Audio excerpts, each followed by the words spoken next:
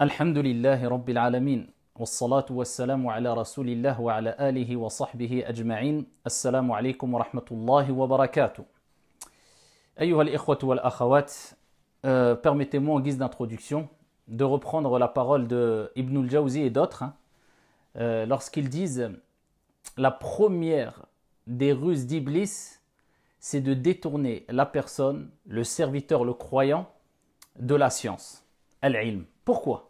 Parce qu'il dit al-ilmu nour. La science est une lumière. Al-ilmu nour. Combien de gens cherchent la lumière mais ne la trouvent pas? Ou trouvent une lumière qui n'est pas vraiment celle qu'ils recherchaient. C'est pour cela qu'ils sentent toujours un vide, un manque. Quelle est cette lumière qui nous permettra de cheminer avec clairvoyance tout au long de notre vie, sereinement et de manière apaisée vers Allah subhanahu wa ta'ala? Al-ilmu nour. La science est une lumière, c'est la science qui te permet d'acquérir al-basira, la clairvoyance, indispensable. Celui qui est privé de cette lumière est privé certes d'un grand bien et se retrouvera certes dans l'obscurité. Voilà pourquoi, comme j'ai dit précédemment en guise d'introduction, Ibn al-Jawzi disait la première des ruses de Shaitan, d'Iblis contre le croyant, le serviteur, c'est de l'écarter. De l'écarter de quoi? De al-ilm, la science. Il dit car al-ilmu nour, la science est une lumière, et une fois le serviteur écarté de la science, c'est-à-dire écarté de la lumière, il se retrouve dans al-zulumat, l'obscurité, et à ce moment-là, Iblis fait de lui ce qu'il veut, comme bon lui semble. Pourquoi? Il est dans les ténèbres, il est dans l'obscurité. Et ici, il ne vous échappe pas que quand on parle de science bénéfique, de manière générale, ça touche à toutes les sciences. Après, on va préciser les sciences religieuses. Mais permettez-moi en guise d'introduction de vous rappeler l'importance de la science, des sciences, de manière générale. C'est-à-dire ce qui est profitable à l'humain, ce qui est utile à l'autre. Eh bien, c'est quelque chose d'extrêmement important. C'est quelque chose qui doit être valorisé. C'est quelque chose qui est aimé par Allah subhanahu wa ta'ala. Car Allah azza wa jal, c'est lui al-alim par excellence. C'est lui le savant par excellence. Et Allah subhanahu wa ta'ala وَلَا يُحِيطُونَ بِشَيْءٍ مِّنْ عِلْمِهِ إِلَّا بِمَا شَاءَ. C'est lui qui accorde à qui il veut une part de sa science. Et la science d'Allah Jalla wa Ala, elle est inimaginable. Et ici, Allah nous donne simplement une petite part de science, simplement pour pouvoir continuer à cheminer à travers la clairvoyance et la lumière et ne peut pas se retrouver dans l'obscurité afin de continuer à être utile pour les autres. C'est pour cela que lorsque aujourd'hui je communique avec vous et que je peux utiliser une caméra, je peux utiliser des moyens comme un téléphone, comme Facebook, lorsque tu vas chez le médecin et qui utilise ici du matériel afin de te soigner, lorsque tu utilises ta voiture, lorsque tu te déplaces et tu utilises un GPS, eh bien tout cela c'est al-ilm, c'est de la science.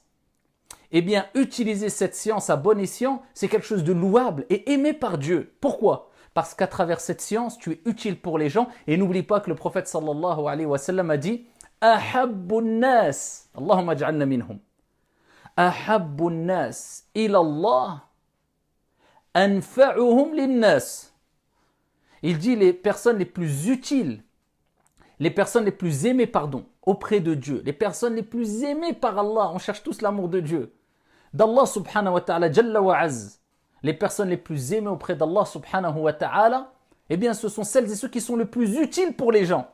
Eh bien par la cause de l'ilm, par la cause de la science, le médecin est utile, le mécanicien est utile, le caméraman est utile, le scientifique est utile, l'ingénieur est utile. Donc si ici tu peux faire d'une pierre deux coups, si ici tu allies le fait de travailler et utiliser cette science qu'Allah subhanahu wa ta'ala t'a permis d'acquérir en mettant l'intention d'être utile pour les gens en vue de satisfaire ton Seigneur tabaraka wa ta'ala. Tu peux gagner des biens d'ici-bas et la récompense divine auprès de ton Seigneur Jalla fi'ula. Parce qu'Allah aime la science, aime les gens utiles et il n'y a rien de mieux pour être utile pour les autres que d'apprendre, d'acquérir al-ilm, la science, et d'en faire profiter autrui. C'est pour cela que les gens de science, de manière générale, ont un certain mérite au-dessus des autres personnes, qu'on le veuille ou non. Ce mérite-là, cette reconnaissance fait que même quand on les interpelle, eh bien on les interpelle pas par leur prénom directement. On va pas parler à son médecin en disant Michel, Norbert, Mohamed, Karim, docteur, médecin, le chirurgien, un tel. On donne des appellations ici qui vont nous permettre de montrer le respect, la valorisation qu'on accorde à la personne qui est en face de nous parce qu'elle nous est utile énormément. Et plus la personne est utile pour toi, pour l'autre, et plus les gens sont poussés à le respecter encore plus, à le valoriser encore plus, de par la science qu'il a acquérie. Al-ilmu nur, al-ilmu miftah. Parce que la science est une lumière et aussi est une clé.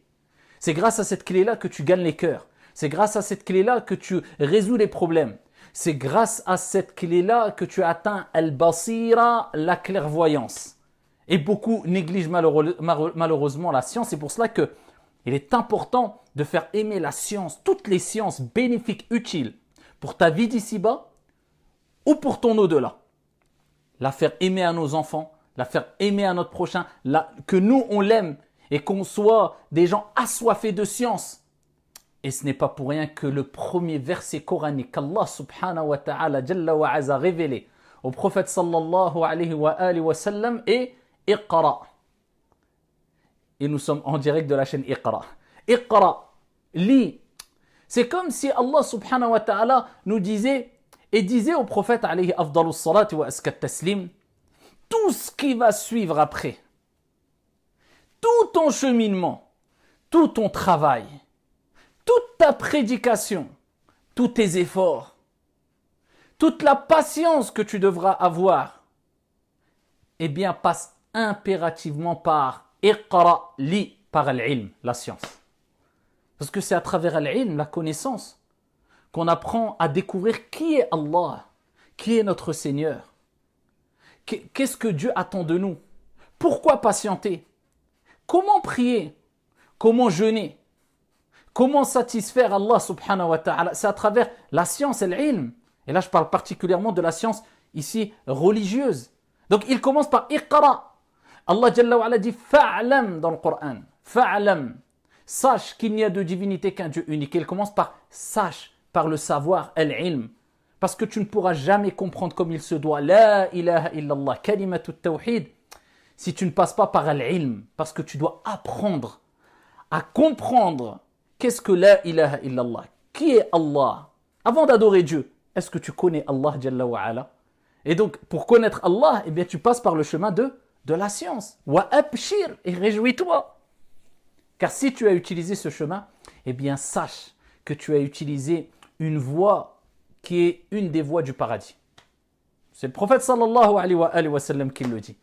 Et ça, je tiens à vous rappeler ici quelques textes qui vont vous faire prendre conscience de la valeur de l'ilm, la science. Et là, permettez-moi de parler particulièrement de la science, l'ilm shari, la science religieuse, la science islamique. Regardez l'importance que tu donnes à l'ilm. Et il nous dit, Man salaka tariqan yaltamisu fihi ilman, sahhala Allahu lahu tariqan ila al-jannah. Celui qui emprunte une voie de la science, de l'ilm, avec une intention sincère pour se rapprocher d'Allah. Il apprend une science. Tu te dis, moi je m'investis, je veux apprendre l'arabe. Je m'investis, je veux apprendre le Coran. Je m'investis, je veux apprendre les bienséances. Je veux m'investir, je veux apprendre les règles de tajwid. Je veux m'investir, je veux apprendre comment faire les ablutions. Je veux m'investir, je vais apprendre comment faire ma prière correctement. Comment donner ma zakah. Comment faire mon hajj. Comment tu as emprunté une voie de la science? Eh bien, abshir, réjouis-toi. Le prophète, il dit, celui qui emprunte cette voie, Allah lui facilite. Donc, la sahla illa ma ja'altahu sahla ya Allah. Il n'y a rien de facile que ce que tu as rendu facile. Eh bien, Dieu, il te dit, je te facilite. Allah lui facilite une voie au paradis. Sahhala Allahu lahu tariqan ila al-jannah. Au paradis. Et il dit, dans le même hadith, et les anges al-malaika. Et qui te dira qu'est-ce que les anges? Qui sont les anges? Et les anges déploient leurs ailes par reconnaissance, par gratitude, par satisfaction. Les anges al-malaika déploient leurs ailes. Pourquoi? Parce que la personne a utilisé une voie. pour acquérir l'ilm, la science, avec sincérité. Et le prophète alayhi salatu wassalam nous rappelle que non seulement les anges déploient leurs ailes par satisfaction, mais que tout ce qu'il y a dans les cieux, man fis samawati wal ard, hatta al-hitanu fil ma'. Allah. Tout ce qu'il y a dans les cieux et dans la terre, et sur la terre, eh bien, implore Allah subhanahu wa ta'ala de te pardonner. Il dit, et regardez ce que dit le prophète alayhi